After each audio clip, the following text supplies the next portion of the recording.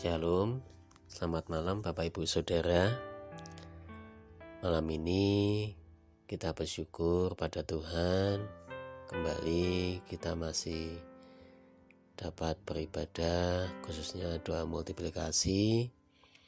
Hari ini kita berada di tanggal 24 Maret 2022. Bapak Ibu Saudara, sebelum saya menyampaikan firman Tuhan, mari kita berdoa. Bapa, terima kasih. Kami bersyukur Tuhan. Kami masih Engkau beri kesempatan Tuhan untuk beribadah, untuk berdoa, untuk memuji memuliakan nama-Mu. Kami bersyukur Tuhan, kami bersyukur Engkau sungguh baik dalam hidup kami. Bila sebentar hamba-Mu akan menyampaikan firman-Mu Tuhan, kiranya Engkau sendiri yang berbicara melalui hamba-Mu Tuhan. Engkau yang memakai hamba-Mu ini, dan apa yang akan Engkau sampaikan Tuhan melalui hamba-Mu ini, kiranya dapat menjadi berkat bagi semua yang mendengarkan pada malam hari ini. Tutup bungkus tempat kami, rumah kami Tuhan, mengadakan doa multiplikasi ini, juga untuk sinyal Tuhan, Engkau yang berikan kelancaran. Juga HP, Engkau berikan kelancaran Tuhan, tidak ada gangguan satu apapun. Terima kasih Bapa, kami bersyukur. Kami berdoa hanya di dalam nama Tuhan Yesus, haleluya, amin.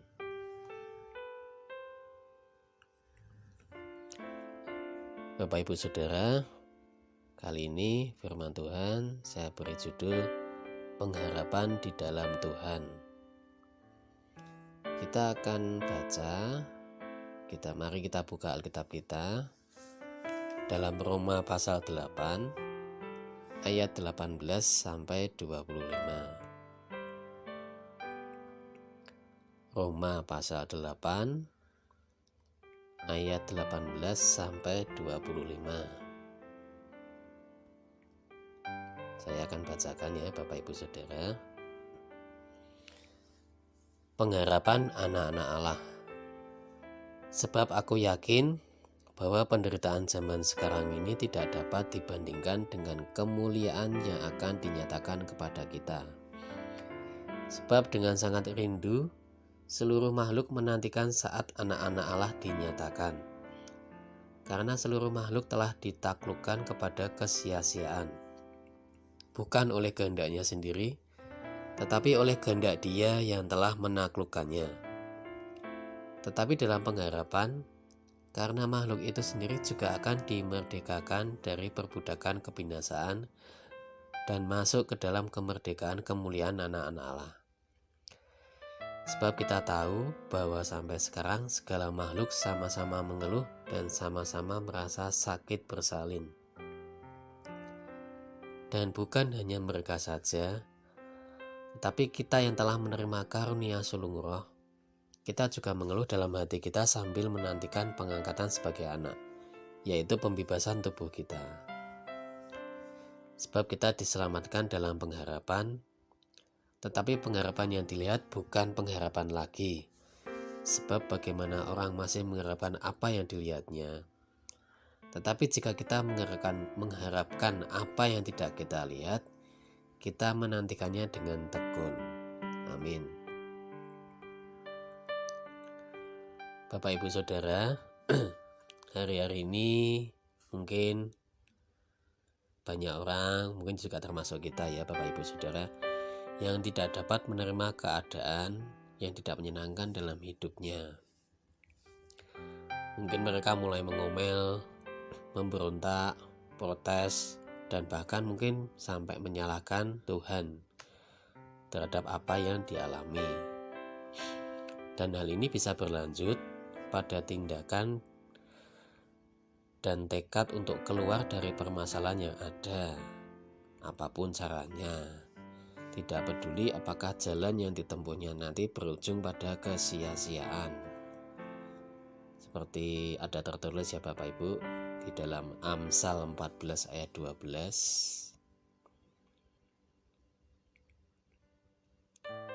Amsal 14 ayat 12. ada jalan yang disangka orang lurus, tetapi ujungnya menuju maut. Nah ini ya Bapak Ibu. Mereka mengira bahwa jalan yang ditempuhnya itu sudah benar dan pasti akan memberikan jalan keluar. Jadi disangka jalannya lurus padahal ujungnya menuju maut. Dan Alkitab juga menegaskan dalam Yeremia 17 ayat 5.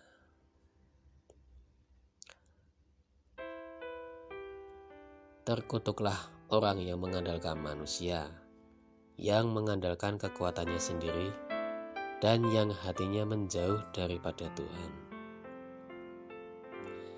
Jadi sekuat dan sehebat apapun manusia ya Bapak Ibu Saudara, kemampuan dan kekuatan manusia ada batasnya. Tetapi jika kita mau menyikapi setiap permasalahan yang ada dalam hidup kita dengan tetap memiliki pengharapan pada kuasa Tuhan, tidak ada yang perlu diragukan lagi. Kita bisa melihat seperti pengakuan Daud dalam Mazmur 121 ayat 2. Mazmur 121 ayat 2. Pertolonganku ialah dari Tuhan yang menjadikan langit dan bumi.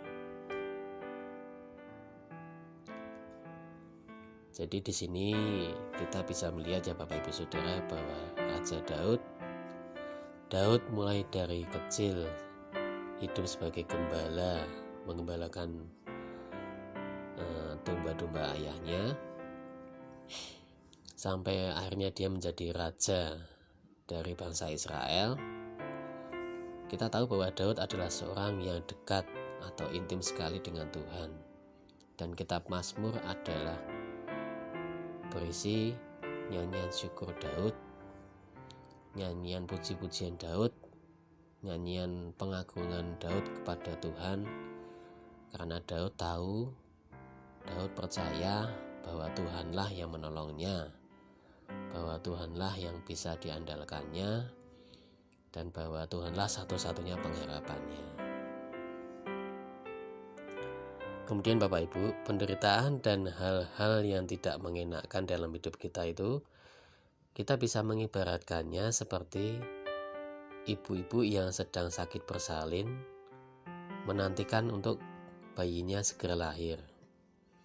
Kita bisa melihat harus ada perjuangan dan ketekunan dalam menanti sesuatu yang diharapkan itu. Dalam hal ini bayinya yang mau lahir itu ya Bapak Ibu.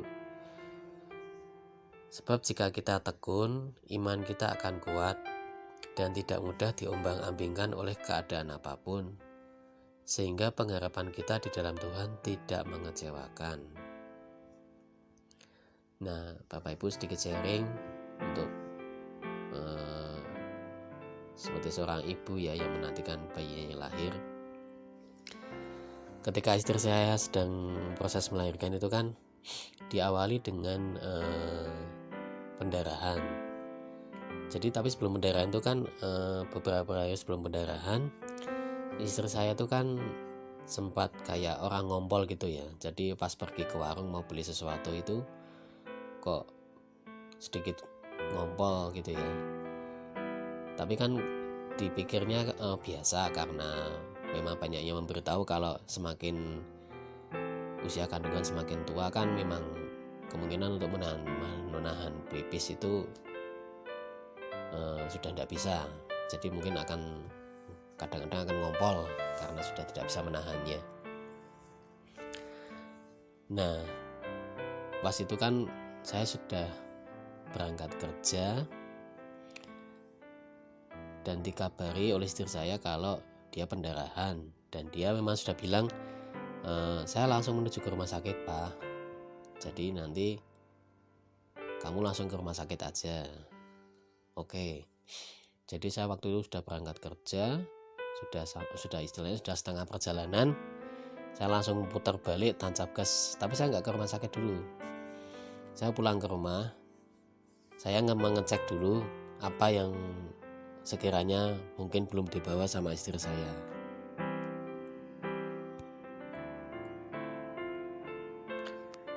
Setelah saya sampai rumah dan saya sudah menyiapkan kembali dan mengecek, ternyata sudah dibawa semua. Saya langsung menyusul ke rumah sakit. Nah, di sana istri saya sudah di ruang IGD, sudah dikasih obat juga, jadi pendarahannya sudah berhenti. Tapi terus dirujuk ke ruang isolasi di lantai 3. Ini di Rumah Sakit Hermina, Bapak Ibu Saudara, Rumah Sakit Hermina Banyumanik. Jadi sudah, memang karena itu kan belum ditangani oleh dokter kandungan, masih dari dokter umum ya. Nah, dokter kandungannya kan datangnya sore. Jadi sambil menunggu dipindahkan ke ruang isolasi di lantai 3. Nah, singkat cerita, sorenya tuh kan kalau nggak salah, ingat saya itu setelah Isya kalau nggak salah, datang tuh dokternya. Dan beliau berkata, oh ini masih usia 35 minggu, belum waktunya ini, saya kasih obat buat menahan aja ya. Jadi pokoknya memang karena menurut dokternya belum usianya, jadi masih kurang 1 minggu lah istilahnya, kan 36 minggu. Sedangkan usia kandungan istri saya masih 35 minggu. Jadi dikasih obat untuk menahan, supaya kalau memang kan belum waktunya lahir. Oh iya, jadi saya ingat sebelum dokter itu datang, om dan tante itu kan juga sempat mengunjungi kami. Saya ingat tante bilang gini sama kami, sudah kalau memang kalau memang harus lahir sekarang aja enggak apa-apa. Besok kalau sekolah malah enak. Pas ini bulan Juli kan memang biasanya tahun ajaran baru, tahun untuk masuk sekolah. Ya saya sama istri, oh iya tante. Tapi saya dalam hati cuma bilang sama Tuhan, sesuai kehendakmu Tuhan, kalau memang harus lahir saat ini, hari ini, atau mungkin besok, ya enggak apa-apa. Tapi kalau memang belum waktunya, ya kami juga menyerahkan ke dalam kuasa-Mu. Oke, setelah dikasih obat sama dokter, istri saya tidur, saya juga menemani.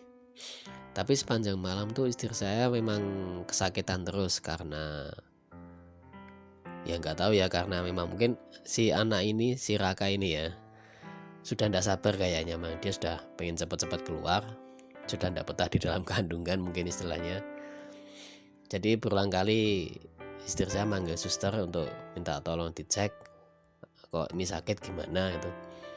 Dan berulang kali juga suster bilang, tidak apa-apa ibu tarik napas panjang aja, tarik napas, buang, lebih rileks ya bu gitu. Dan dibawakan alat untuk mengecek detak jantung bayi, dan normal sih, jadi memang detak jantungnya normal. Nah, sepanjang malam itu juga istri saya itu kan sempat bolak-balik pipis. Kami baru tahu setelah kelahiran kalau ternyata itu air ketuban yang bocor, jadi memang sudah rembes. Jadi berulang kali saya karena istri saya tidak bisa ke kamar mandi sendiri, kebanyakan pipisnya juga di spot itu. Jadi semalam saya tidak tidur Bapak Ibu Saudara di rumah sakit itu, menunggui istri saya. Juga kan sepanjang malam itu kan istri saya karena kesakitan juga sempat pokoknya ya dia nggak peduli, sempat agak kayak kesakitan ya, sempat agak kayak sedikit teriak juga, sampai kayaknya sih yang satu ruangan sama istri saya itu pada trauma ya. Karena sempat ada ibu-ibu yang waktu itu kan ibu kandung saya juga datang untuk menemani pas siangnya itu kan. Pas anak saya sudah lahir itu kan, ibu-ibu itu kan yang anaknya satu ruangan dengan istri saya itu bilang, wah tadi malam putrane niku nangis terus. Sampai anak saya takut. Singkat cerita, karena begitu kesakitan, terus dokternya pagi-pagi sudah dihubungi dan dokter bisa datang sekitar jam 8 atau jam 9. Jam 9 dokternya datang, dicek, ternyata sudah sampai bukaan 5. Oke, siapkan ruang untuk melahirkan. Nah, tapi setelah dicek lagi sebelum masuk ke ruang lahiran, ternyata dokternya bilang, oh lah ini air ketubannya habis, ini berarti harus sesar aja, sesar. Padahal di ruang operasi itu sudah ada pasien yang menunggu untuk, kalau nggak salah tuh operasi kuret itu tuh, operasi kuret. Tapi dari dokternya bilang itu dipending dulu, ini dulu aja karena ini lebih penting sesar, menyangkut nyawa soalnya. Saya ingatnya dokternya bilang seperti itu.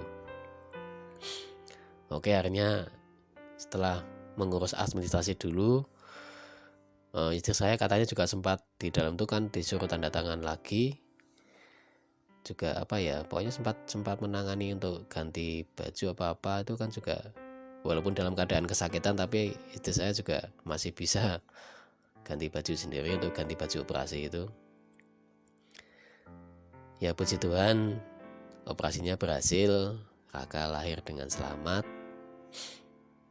dan kami bersyukur sampai sekarang pun anaknya sehat dan juga ganteng.